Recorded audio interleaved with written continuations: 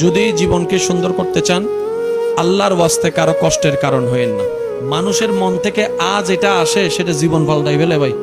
এই একটা জায়গায় একটু ক্লিয়ার থাকবেন। ছোট ভাই যদি ভুল করে, বড় ভাই হিসেবে ছায়া হয়ে ধরে রাখেন। আর যদি বড় ভাই ভুল করে, ছোট ভাই হিসেবে ক্ষমা চেয়ে নেন না। হাজার হলে তো দুইজনে তো এক মায়ের পেট থেকে আসছেন না।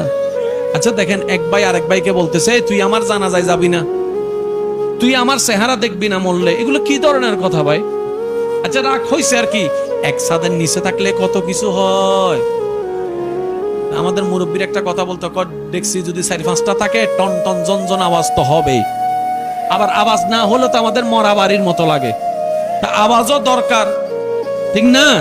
তো ভাই ভাইয়ের মধ্যে, ভাই বোনের মধ্যে, স্বামী স্ত্রীর মধ্যে এক ছাদের নিচে থাকলে অনেক কিছু হবে। এবার আপনি শুধু নিজেকে একটা প্রশ্ন করেন, কয় বছর আর বাঁচবেন?